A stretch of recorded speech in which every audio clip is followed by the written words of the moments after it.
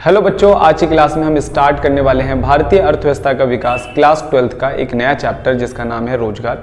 रोजगार चैप्टर आपके 12th class economics के अंदर सबसे इंपॉर्टेंट चैप्टर में से एक चैप्टर है और इस चैप्टर से लगभग 6 से लेकर 8 नंबर तक का एग्जाम हमारे बोर्ड एग्जाम के अंदर आ जाता है। ठीक है, तो आइए हम लोग चैप्टर स्टार्ट कर रहे हैं। आज हम इस चैप्टर का पार्ट 1 पढ़ने के लिए जा रहे हैं। लगभग 4 पार्ट के अंदर मैं इस पूरे चैप्टर को खत्म कर दूंगा। ठीक है, तो रोजगार चैप्टर का आज हम लोग पार्ट 1 समझने के लिए जा रहे हैं। पार्ट 1 में कुछ छोटी छोटी सी चीजें मैं आप लोगों को आज की क्लास के अंदर समझाने वाला हूं। ठीक है, तो इसमें जो सबसे पहला हम चैप्टर स्टार्ट कर रहे हैं, तो चैप्टर में जो सबसे पहला हमें टॉपिक पढ़ना है वो हमें पढ़नी है मूल अवधारणाएं। यानी कि इस चैप्टर के अंदर कुछ मूल अवधारणाएं हैं, जैसे जीडीपी का मतलब क्या होता है, ठीक है, आर्थिक गतिविधियां क्या होती है, श्रमिक क्या होते हैं, श्रमिक कितने प्रकार के होते हैं। तो ये कुछ छोटी छोटी टर्म्स हैं जो हमें आज की क्लास के अंदर इस चैप्टर में कवर करनी है। यहाँ से क्वेश्चन 1 नंबर, 2 नंबर और 3 नंबर के क्वेश्चन भी बन जाते हैं। सबसे पहला टर्म है जीडीपी, ठीक है, जिसे हम लोग सकल घरेलू उत्पाद कहते हैं। जीडीपी का मतलब क्या होता है, कोई भी एक देश एक वर्ष के अंदर जितनी भी अंतिम वस्तु और सेवाओं का उत्पादन करता है, ठीक है, उसके बाजार मूल्य को हम लोग क्या कह देते हैं, जीडीपी कहते हैं। देखो, कोई भी दुनिया का कोई भी देश एक वर्ष के अंदर जितनी वस्तु और सेवाओं का उत्पादन करता है उसके बाजार मूल्य को हम लोग क्या कह देते हैं, जीडीपी कह देते हैं। जीडीपी किसी भी देश के विकास को नापने का एक पैरामीटर होता है। अब जीडीपी ये वाला वर्ड हमने इस रोजगार वाले चैप्टर में क्यों पढ़ा, क्योंकि देखो, कोई व्यक्ति जब रोजगार होता है ना, तो वो वस्तु या सेवाओं का उत्पादन करता है और वो देश की जीडीपी में योगदान देता है। तो ऐसा कहा जाता है कि देश की जीडीपी जितनी ज्यादा होगी, देश में उतने ही ज्यादा रोजगार लोग होंगे। ठीक है, तो इसलिए हमने यहाँ पे जीडीपी को समझा। उसके बाद अगला है हमारा आर्थिक गतिविधि। देखो, इंसान जितनी भी गतिविधियां करता है वो 2 तरीके की होती है, या तो आर्थिक होती है या गैर आर्थिक। इंसान जितने भी काम करेगा या तो वो पैसा कमाने के लिए करेगा या फिर अपनी सेल्फ सेटिस्फेक्शन के लिए करेगा। ठीक है, तो आर्थिक गतिविधि का मतलब क्या है, वो सारी गतिविधियां जो इंसान रोजगार कमाने के लिए यानी पैसा कमाने के लिए करता है। आर्थिक गतिविधियां जो देश के सकल घरेलू उत्पाद में योगदान देती है, वे सभी गतिविधियां जो हम पैसा कमाने के लिए करते हैं। जैसे एक टीचर स्कूल में पढ़ा रहा है पैसा कमाने के लिए, एक डॉक्टर इलाज कर रहा है पैसा कमाने के लिए, एक मजदूर मजदूरी कर रहा है पैसा कमाने के लिए, एक एम्प्लॉय रोज ऑफिस जाता है, वहां ऑफिस में जाकर काम करता है, तो किस लिए, पैसा कमाने के लिए। वो सारी गतिविधियां जो पैसा कमाने के लिए की जाती है उन्हें हम आर्थिक गतिविधि कहते हैं। और आर्थिक गतिविधि से देश का सकल घरेलू उत्पाद यानी कि जीडीपी बढ़ता है। ठीक है, उदाहरण के लिए जैसे एक किसान बिक्री के लिए गेहूं उगाता है, ठीक है, एक डॉक्टर अपने मरीजों का इलाज करता है, तो इस तरीके की सारी चीजें यहाँ पे लिखी गई हैं। ठीक है, तो आर्थिक गतिविधि हमने इसलिए पढ़ा क्योंकि अगर कोई व्यक्ति रोजगार होता है तो वो आर्थिक गतिविधि में लगा हुआ होता है। आर्थिक गतिविधि मतलब वस्तु या सेवाओं का उत्पादन कर रहा होता है और देश की जीडीपी में योगदान दे रहा होता है। तो ये 2 छोटे छोटे से टर्म्स हैं, ये एक नंबर में कभी कभी एग्जाम में पूछे जाते हैं। अगले नंबर पे हमारा श्रमिक या कार्यकर्ता क्या होता है। श्रमिक या कार्यकर्ता वो व्यक्ति होता है जो किसी उत्पादन गतिविधि के अंदर लगा होता है या कोई भी काम कर रहा होता है, तो उसे हम श्रमिक कह देते हैं। जैसे मैं एक बच्चों को पढ़ा रहा हूं तो मैं भी एक श्रमिक हूं, एक रिक्शे वाला रिक्शा चला रहा है वो भी एक श्रमिक है, एक किसान अपने खेत में काम कर रहा है वो भी श्रमिक है, इवन एक डॉक्टर इलाज करता है पैसों के लिए तो वो भी क्या है, एक श्रमिक है, तो उसे हम श्रमिक कहते हैं। तो वे सभी लोग जो आर्थिक गतिविधियों में लगे हैं, यानी कि जो पैसा कमाने में लगे हुए हैं, जो किसी काम में लगे हुए हैं, किसी भी क्षमता के साथ या उच्च या निम्न। देखो, इंसान किसी भी क्षमता के साथ काम कर सकता है, ठीक है, किसी भी नॉलेज के साथ काम कर सकता है। इवन एक रिक्शा वाला जो एक बहुत ही कम नॉलेज के और बहुत ही कम स्किल के साथ काम कर रहा है वो भी एक श्रमिक है। एक सर्जन जो बहुत ही हाई स्किल्ड, बहुत ही हाई नॉलेज के साथ काम कर रहा है वो भी एक क्या है, श्रमिक है। तो श्रमिक कोई हर व्यक्ति होता है, चाहे छोटे से छोटा कितनी भी निम्न स्तर का वो काम कर रहा हो और कितने भी उच्च स्तर का वो काम कर रहा हो, हर व्यक्ति श्रमिक है जो आर्थिक गतिविधि के अंदर लगा है, जो कुछ पैसे कमाने के लिए काम कर रहा है। उदाहरण के लिए किसान हो गया, डॉक्टर हो गया, दलाल हो गया, ठीक है, ये सारे लोग कौन है, कार्यकर्ता, श्रमिक है। भले ही उनमें कुछ बीमारी या चोट या शारीरिक अक्षमताओं, त्योहार, सामाजिक कार्यों आदि के कारण काम से अस्थायी रूप से दूर रहते हैं, वे भी कार्यकर्ता हैं।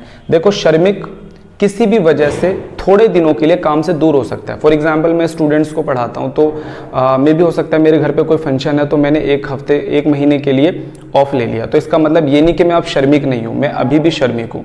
एक डॉक्टर, अगर मान लो उस डॉक्टर की तबीयत खराब हो जाती है और वो 1 हफ्ते के लिए छुट्टी पे आ जाता है तो वो श्रमिक है। अगर किसी एक व्यक्ति का कोई एक्सीडेंट हो जाता है तो उसे डॉक्टर ने बताया कि भाई 4-5 महीने आपको रेस्ट करना पड़ेगा, तो 4-5 महीने वो काम से दूर हो गया, इसका मतलब ये नहीं कि वो श्रमिक नहीं है, वो अभी भी श्रमिक है, वो अभी भी कार्य करता है, वो अभी भी मजदूर है। बात समझ में आ गई? तो इसे हम लोग श्रमिक कहते हैं। कामगारों को उनके नियोक्ता द्वारा उनके काम के बदले भुगतान क्या करा जाता है? भुगतान किया जाता है। देखो श्रमिक जो होता है, श्रमिक हमेशा अपने काम के बदले भुगतान लेता है। अगर आप जॉब करते हो तो वहाँ पर आपको सैलरी मिलती हो, अगर आप अपना काम करते हो तो वहाँ पर जिस भी अपने क्लाइंट को आप सर्विस देते हो तो वहाँ से आपको क्या मिलते होंगे? पैसे मिलते होंगे। तो जो श्रमिक होता है वो अपने काम के बदले क्या लेता है? पैसा लेता है। स्वरोजगार करने वाले भी श्रमिक होते हैं। इवन यहाँ तक जो अपना काम करने वाले होते हैं, यार कोई भी इंसान कुछ भी काम कर रहा हो उसे हम लोग श्रमिक कहते हैं। अगर कोई इंसान अपना काम कर रहा हो या दूसरों के लिए काम कर रहा हो, अगर वो आर्थिक गतिविधि में लगा हुआ है तो उसे हम लोग श्रमिक कहते हैं। 3 नंबर का क्वेश्चन आ जाता है, श्रमिक क्या है? तो श्रमिक के सारे पॉइंट आपको लिखने हैं। श्रमिक वो होता है जो आर्थिक गतिविधि में लगा हुआ है, चाहे वो किसी भी क्षमता के साथ, चाहे वो बहुत ही छोटे स्तर का काम कर रहा हो, चाहे वो बहुत ही बड़े स्तर का काम कर रहा हो, श्रमिक है। ठीक है। अगर कोई व्यक्ति बीमारी, चोट, शारीरिक अक्षमताओं के कारण कुछ दिनों से काम से दूर होता है तो इसका मतलब वो श्रमिक नहीं, इसका मतलब ये नहीं कि वो श्रमिक ही नहीं है, वो अभी भी श्रमिक है। ठीक है। और श्रमिक अपने काम के बदले क्या लेता है? भुगतान लेता है। और अपना काम करने वाले भी क्या होते हैं? श्रमिक होते हैं। ठीक है। अब बच्चों अब हम समझने वाले हैं श्रमिकों के प्रकार कितने होते हैं। अभी हमने समझ लिया श्रमिक का अर्थ क्या होता है, अब हम समझने वाले हैं श्रमिक कितने प्रकार के होते हैं। ठीक है। ये सेपरेट क्वेश्चन एग्जाम के अंदर 3 नंबर का आ जाता है कि श्रमिक कितने प्रकार के होते हैं। तो मैं एक छोटे से चार्ट से आपको समझा देता हूँ। श्रमिक होते हैं 2 प्रकार के। ठीक है। एक होते हैं मजदूरी रोजगार। मजदूरी रोजगार वो होते हैं जो दूसरों के लिए काम करते हैं। अगर आप किसी शॉप के अंदर काम कर रहे हो, किसी फैक्ट्री में काम कर रहे हो, किसी कंपनी में काम कर रहे हो, किसी कारखाने में काम कर रहे हो दूसरे लोगों के लिए, और बदले में वहां पर दूसरे लोग आपको भुगतान करते हैं, तो उसे हम लोग मजदूरी रोजगार कहते हैं। कुल मिलाकर हम यहाँ दूसरों के लिए काम करते हैं। एक होता है स्वरोजगार। स्वरोजगार का मतलब होता है जब हम खुद के लिए काम करते हैं। इवन हम अपनी रेडी चला रहे हैं, अपना रिक्शा चला रहे हैं, अपनी गाड़ी चला रहे हैं, अपनी फर्म संभाल रहे हैं, अपनी दुकान संभाल रहे हैं, अपनी कंपनी संभाल रहे हैं, अपना कारखाने में काम कर रहे हैं, तो यहाँ पर बदले में हम लाभ कमाते हैं, तो इसे हम लोग स्वरोजगार कहते हैं। मजदूरी रोजगार 2 तरीके का होता है। एक होता है नियमित। नियमित का मतलब होता है जो परमानेंट काम पे लगा होता है, और एक होता है अनियमित। अनियमित का मतलब होता है जो बंदा परमानेंट काम पर नहीं लगा होता है। यहाँ पर इनको हम लोग दैनिक मजदूर के नाम से भी जानते हैं। देखो जो नियमित कर्मचारी होती है ना, उसकी खास बात होती है कि उसको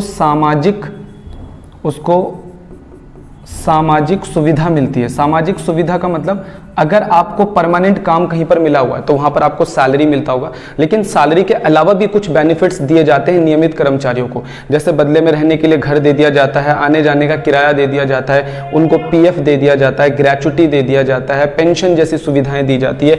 तो उनको हम लोग नियमित कर्मचारियों को रेगुलर भुगतान किया जाता है और उनको लंबे समय के लिए काम पर रखा जाता है। इनके साथ एक कॉन्ट्रैक्ट किया जाता है, इनको सारी सामाजिक सुविधाएं मिलती है। जबकि अनियमित कर्मचारी वो कर्मचारी होते हैं जिनको किसी भी प्रकार का सामाजिक सुविधा नहीं मिलता। ये दैनिक मजदूर होते हैं। जैसे कंस्ट्रक्शन साइट पे काम करने वाले लोग, जब कंस्ट्रक्शन का काम पूरा होता है तो उनका भी काम खत्म हो जाता है। इसी तरीके से आपने बिजली फिटिंग के लिए 2 लोगों को बुलाया, 10 दिन का काम था, जैसे 10 दिन पूरे होंगे बिजली फिटिंग पूरी हो जाएगी, आप उनको घर भेज दोगे। तो इन्हें हम लोग कहते हैं अनियमित मजदूर। अनियमित मजदूरों को कोई भी सामाजिक सुविधा नहीं मिलती। इसका कारण यह है कि वो फर्मों से लगातार जुड़े हुए नहीं रहते। उनका काम एक लिमिटेड काम होता है और जैसे काम खत्म होता है उनको छोड़ दिया जाता है। ठीक है। तो इनको कोई सामाजिक सुविधा, पेंशन, ग्रेच्युटी, पीएफ, कोई भी ऐसी चीज नहीं मिलती है। तो श्रमिक कितने तरीके के हैं? 2 तरीके के, मजदूरी और स्वरोजगार। मजदूरी 2 तरीके की है, नियमित और अनियमित। ठीक है। तो सभी बच्चों को ये याद रख लेना है। अगर आप चार्ट याद करना इसको लिखना चाहते हो तो आप लिख भी सकते हो। तो यही चीज इस पूरे पैराग्राफ के अंदर एक बार बताई गई है, एक बार हम लोग यहां से भी समझ लेते हैं। सबसे पहले बताया गया, सबसे पहले श्रमिक कितने प्रकार के हैं? 2। एक होता है मजदूरी रोजगार, जिसे हम लोग भाड़े के मजदूर भी कहते हैं। ये वो लोग होते हैं जो दूसरों के लिए काम करते हैं, दूसरों के द्वारा नियोजित किए जाते हैं और उनको क्या दिया जाता है? वेतन का भुगतान किया जाता है। इन्हें हम लोग मजदूरी रोजगार भी कहते हैं, जैसा कि मैंने आप लोगों को बता दिया। ये 2 तरीके के होते हैं, एक नियमित होते हैं और दूसरा आकस्मिक, जिसे हम लोग अनियमित कहते हैं। तो इनके नाम भी याद रख लेना। ठीक है। तो पहला कौन सा है? मजदूरी रोजगार। मजदूरी रोजगार 2 तरीके का होता है, नियमित। ठीक है। इसमें पहला कौन सा होता है? नियमित, और दूसरा कौन सा होता है? अनियमित। तो अनियमित को आकस्मिक भी कहते हैं। नियमित कर्मचारी या इसे नियमित श्रमिक या फिर इसे नियमित वेतन भोगी कर्मचारी भी कहते हैं। ठीक है। इनको ये स्थायी तौर पर फर्म के अंदर लगे होते हैं, इनको पेंशन, ग्रेच्युटी फंड, सामाजिक सुविधाओं का लाभ मिलता है। तो इसके एग्जाम्पल यहाँ पे लिखे। अनियमित कर्मचारी कौन सा होता है? जो दैनिक मजदूर होते हैं, इनका स्थायी सूची में नाम नहीं होता, यानी फर्म के अंदर जो रेगुलर काम करने वाले लोग होते हैं उनकी उस लिस्ट में इनका नाम नहीं होता। इनको सामाजिक सुरक्षा भी नहीं मिलता, पेंशन, ग्रेच्युटी, पीएफ वगैरह भी नहीं मिलता। इसमें ज्यादातर कुशल मजदूर लगे हुए थे। कुशल मजदूर मतलब बिजली फिटिंग करने वाले हो गए, फर्नीचर बनाने वाले लोग हो गए, ये सारे कुशल मजदूर इसके अंदर लगे होते हैं। उसके बाद हमारा कौन सा आता है? स्वनियोजित श्रमिक। स्वनियोजित श्रमिक वो होते हैं जो अपने खुद के काम में लगे हुए होते हैं। ठीक है, कह रहे कि इसके अंदर ये एक ऐसी व्यवस्था है जिसमें श्रमिक आजीविका के लिए अपने स्वयं के संसाधनों का प्रयोग करता है। स्वयं के संसाधन का मतलब होता है अगर कोई बंदा अपनी भूमि, अपना श्रम, अपनी पूंजी लगाकर काम करता है और बदले में पैसा कमाता है तो उसको हम लोग स्वनियोजित कहते हैं। ठीक है, और स्वनियोजित स्वरोजगार कहते हैं। और पुरुष और महिलाओं दोनों के लिए स्वरोजगार आजीविका का मुख्य स्रोत है। भारत में सबसे ज्यादा लोग स्वरोजगार के अंदर लगे हुए यानी कि खुद का काम कर रहे हैं। भारत के कार्यबल में यानी भारत में जितने भी लोग काम कर रहे हैं उसमें से लगभग 52% लोग ऐसे हैं जो स्वरोजगार के अंदर लगे हुए हैं, यानी कि वो अपनी स्वयं की भूमि, श्रम, पूंजी और उद्यम का प्रयोग कर कर अपनी आजीविका कमा रहे हैं। इसका एग्जाम्पल अगर दिया जाए तो दुकानदार, व्यापारी, विक्रेता आदि। ठीक है, तो दो तरीके के श्रमिक होते हैं, बता दिया मैंने आपको, एक तो मजदूरी रोजगार और एक स्वरोजगार। मजदूरी दो तरीके का होता है, नियमित और अनियमित। ठीक है, अगले नंबर पे आ जाता है हमारा श्रम बल और कार्यबल। श्रम बल और कार्यबल के अंदर क्या डिफरेंस होता है ये भी हम लोग समझने वाले हैं और एग्जाम में ये कई बार आ जाता है। सबसे पहले हम लोग समझते हैं कि श्रम बल का मतलब क्या होता है। देखो, श्रम बल के अंदर 15 साल से लेकर 60 साल के बीच में आने वाले सभी लोगों को शामिल किया जाता है। श्रम बल के अंदर हम उन लोगों को शामिल करते हैं जिनकी आयु 15 साल से ज्यादा है और 60 साल से कम है। ठीक है, लेकिन इसमें कुछ बातें हैं जो हमें समझनी चाहिए। इनमें वे सभी लोग शामिल हैं जो काम कर रहे हैं, यदि काम नहीं कर रहे तो काम की तलाश में है, और तीसरा काम के लिए उपलब्ध है। तीन बातें याद रखना श्रम बल के अंदर। श्रम बल के अंदर 15 साल से ज्यादा और 60 साल तक के उन लोगों को शामिल किया जाता है या तो वो काम कर रहे हैं, अगर वो काम नहीं कर रहे तो वो काम करने के इच्छुक हैं, काम को तलाश रहे हैं, यानी कि जो बेरोजगार है यानी काम करना चाहते हैं। तीसरा, वो काम के लिए उपलब्ध हैं। उपलब्ध का मतलब यह है कि वो काम करना चाहते हैं। जैसे फॉर एग्जांपल मान के चलो कि आप सबकी एज अभी 15 से 60 साल के बीच में होगी, क्योंकि आप सभी 12th क्लास में हो, तो आपकी एज अभी किसी की 17 साल होगी, किसी की 16 साल होगी। तो आप सब बच्चे भी किस में आ रहे हो? श्रम बल। तो आप श्रम बल में काउंट किए जाओगे या नहीं किए जाओगे? देखो, आप सभी अभी ना तो काम कर रहे हैं, आप अभी पढ़ाई कर रहे हैं तो काम की तलाश में नहीं है, और अभी आप काम के लिए उपलब्ध भी नहीं है। अगर आपको कोई जॉब मिलेगी तो आप काम करोगे नहीं, क्योंकि आप बोलोगे भाई मैं तो अभी क्या कर रहा हूं? पढ़ाई कर रहा हूं। तो आप अभी श्रम बल में नहीं हो।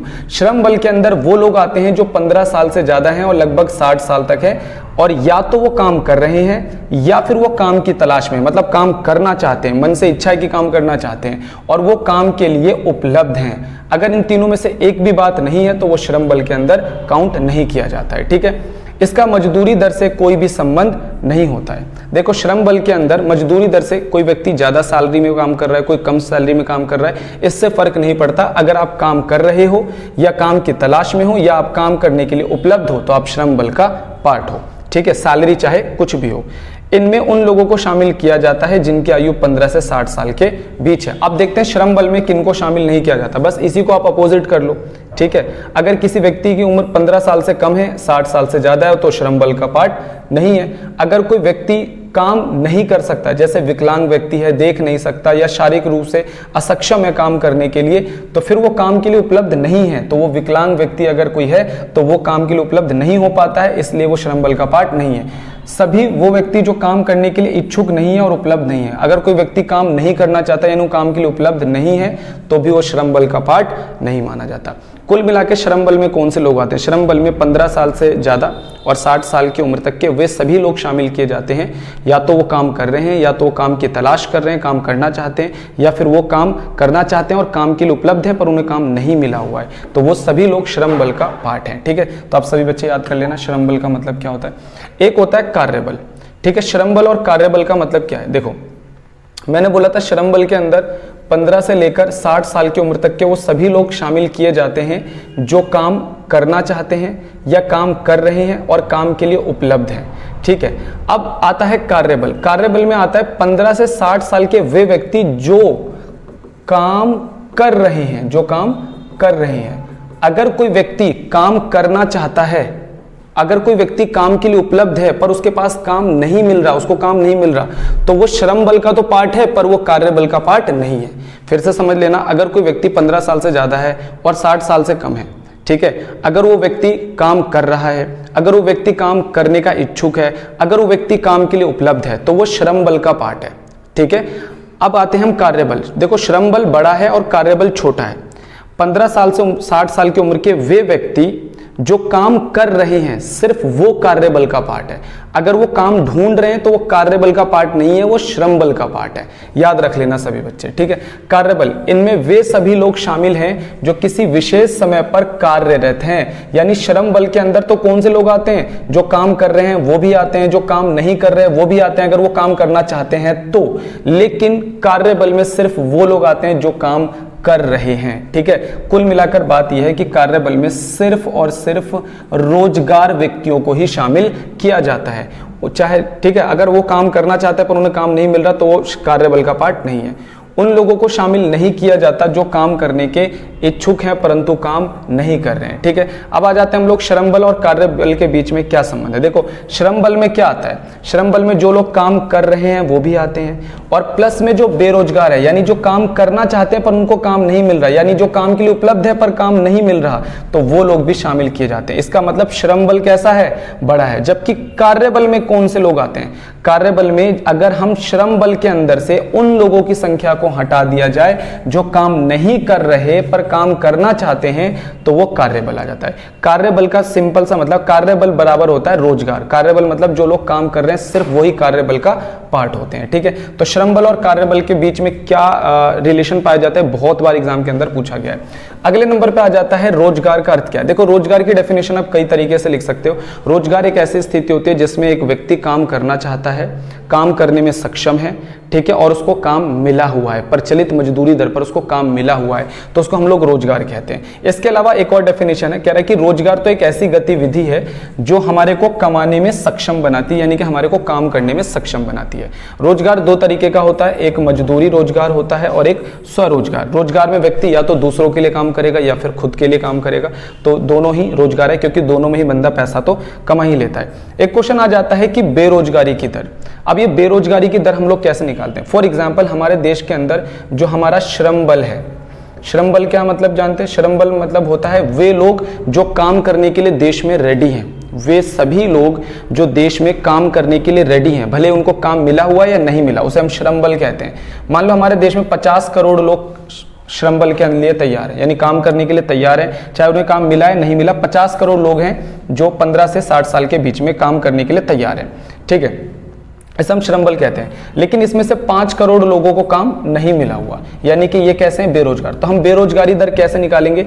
अब देखो, कितने लोग हैं जो बेरोजगार हैं? 5 करोड़। टोटल कितने श्रम बल है? 50 करोड़। इनटू में हम कर देंगे 100, यानी कि 10% हमारे देश की बेरोजगारी दर आ जाएगी। तो यही फॉर्मूला लिखा है। बेरोजगारी दर का फॉर्मूला क्या है? बेरोजगार व्यक्तियों की संख्या अपॉन में श्रम बल और इंटू कर दो आप 100 से। तो ये क्वेश्चन 1 नंबर में एग्जाम में पूछा जाता है। बेरोजगारी दर का फॉर्मूला क्या है, रोजगार क्या है, ये सारे क्वेश्चन भी एग्जाम में पूछे जा सकते हैं। तो बच्चों, आज की क्लास के अंदर जितने भी छोटे छोटे वर्ड्स थे इस चैप्टर के, वो मैंने आपको कवर करवा दिए। 1 नंबर 2 नंबर में एग्जाम में बहुत बार पूछे जाते हैं, इनको बढ़िया तरीके से आप याद कर लेना।